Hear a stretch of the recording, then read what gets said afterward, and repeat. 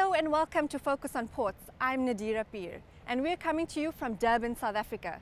The city's significant tourism appeal has folks fondly referring to it as Africa's playground. But it's not all fun and beaches. Serious about business, Durban has positioned itself as the biggest gateway for container freight in Southern Africa. And in line with Transnet's market demand strategy, about 21 billion rand has been allocated to upgrading the Port of Durban and its facilities. To give you an idea of the capacity of the Port of Durban, 80 million tons of cargo worth more than 100 billion rand goes through this port every year. The port handles half of South Africa's break bulk cargo and about 65% of all containerized cargo. The container terminal sees an average of 6,800 containers a day, the largest in the Southern Hemisphere. First of all, we are halfway between the West and the East. We got a very favorable climate in terms of the winds and the way that it's located in just below the subtropics, and it's a port that's easy to navigate into, and the climate as well, the weather is always fine, and we don't see what we normally see in other countries. If you look at containers coming in, all the container volumes in Africa, South Africa has a large chunk of that. In fact, most of the containers coming in and out of the African continent are in South Africa and are in the Port of Durban. So Durban is important as the connection not only to the Gauteng hinterland, but the connection to countries such as Botswana, Zimbabwe, Democratic Republic of Congo, and so forth. On Christmas Day of 1497, Portuguese explorer Vasco da Gama arrived at Durban Bay with his 3 small ships. They named it Natal in order of the nativity. The port, as a point of trade, has its origins several centuries later. In 1824, the first European settlers had set up a trading post. Port engineer RAJAN CHETTY took a keen interest in the history of the port in order to understand and plan the development of its foundations. The real big works really started in the 1890s. The biggest challenge at that stage was to get the ships into the harbour, into the estuary. And the challenge there was that we have a natural process of sand moving along the coastline and across the entrance channel. So there was a constant sandbar that created very shallow water, and we couldn't get the ships into the port. At that stage, the engineers had very limited technology to be able to deal with that problem. But as technology became available, we managed to dredge that out, create a new entrance channel with new breakwaters, new groins to allow access into the port. At that stage, the port was adequate. It lasted for almost 100 years. In 2008, we had to change because the entrance became, again, inadequate, for the larger vessels calling into the port and the growing size of ships. So we widened and deepened the entrance channel further 100 years later. So really, that problem of the sand movement hasn't gone away. It is still there. It's a natural process, but we have new technologies of ensuring that we have adequate water depth, and we're able to transfer the sand from the south side of the port onto Durban's much needed beaches.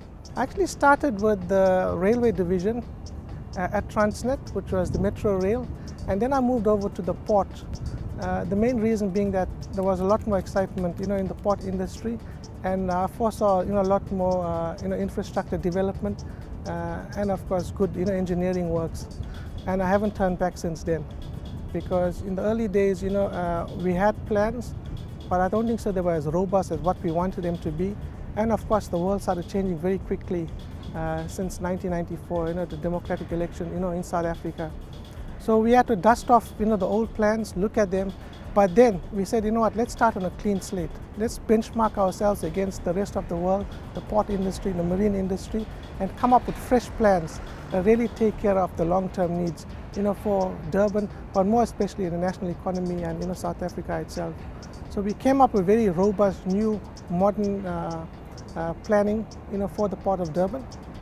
And we were very fortunate that we had good support, from our senior management, decision makers, internal and external, that supported our plans.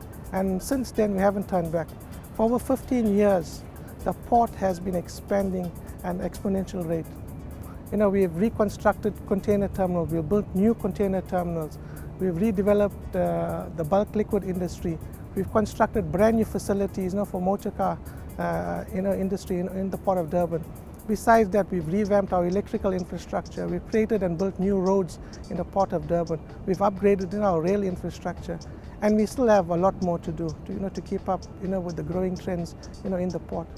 Even with the major infrastructural developments over the past century, shipping companies still face a number of challenges in doing business at the port. Larger container vessels cannot berth with a full load due to the shallowness of the water, so they're forced to only use half of their carrying capacity. Durban has traditionally for quite a while always been slightly behind the curve of capacity for the required volume to move through Durban. So we're all consistently facing congestion with berthing delays, struggling to get containers in and out of the port. So, Cape Town has had investment, Cook has been developed, but we're still facing challenges in Durban. And since the majority of the cargo moves through Durban, it's the biggest port in Africa, and it links to Gauteng, Durban needs to work for the whole South African coast to work efficiently. MAERSK has been operating in South Africa for 15 years. Our current strategy is only to grow in line with the market. So if the market grows by 5%, then our strategy is to grow in accordance with the market. And at the moment, the performance in Durban is actually not lending itself to being able to attract incremental growth over and above what the South African market requires. And that is down to performance and congestion. You can't bank on a reliable performance in Durban at the moment. So you can't be certain that you will berth on a Wednesday, sail on a Friday, and get a stable performance. You would rather have a stable performance versus a high performance, so you know what you're getting. But at the moment, it goes well for 6 months, and then it changes in the second half of the year. So that's a challenge we face, and until that is corrected, then Durban's not going to put itself in much of a position to attract incremental volume from, say, outside the South African market. But Transnet is doing the right stuff to get there, and then when the Durban airport comes into play, then potentially they're in the game to start attracting some of that business. Alleviating these issues is at the top of Transnet's agenda. The shipping companies are becoming, the vessels that come to our country are becoming larger. So we want to ensure that when they come to our country, they are fully laden. At the moment, because of our waters are shallow, they cannot actually come fully laden. They come half empty, and then they leave the country half empty as well. We want to ensure that we create this opportunity for the shipping liners to bring in the ships the way they want to bring them, fully laden, and to be able to offload them quicker. Durban's regional neighbour, the Maputo Harbour, is undergoing significant upgrades in their 2012 to 2030 development plan. But according to Transnet officials, the Port of Durban will always maintain their competitive edge. Yeah, we don't see that actually as competition. We see that as complementarity. If you look at the port of Maputo prior to the war for liberation, they were doing quite a lot of volume. And we feel that there is cargo that should be going through the port of Maputo. So it's not competition, it's how do the ports complement each other. Transnet's market demand strategy will see approximately 21 billion rand spent on upgrades to the port, focusing on aspects such as infrastructure upgrades, skills development and transformation. The goals are very simple. We want to be able to attract the biggest ship to come to our country, and to ensure that when they come to our country, it's easy for them to berth, And it's easy for them to be loaded and offloaded, and it's easy for us to be able to turn the ships quicker than we used to do before. We don't want the situation that we are in currently at the moment, where sometimes the ships have got to wait on the outer anchorage for a period of 46 hours. We would like to cut it down to less than a day. In terms of MDS, our main purpose is to ensure that we have sufficient infrastructure ahead of demand, and we're producing the most efficient and cost-effective infrastructure to take care of the long-term needs and to lower the cost of doing business in the port of Durban. At the same time, we have a huge asset base that also needs to be maintained in the port of Durban.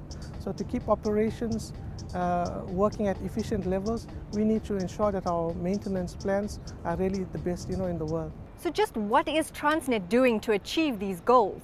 We unpack their strategy when we come back.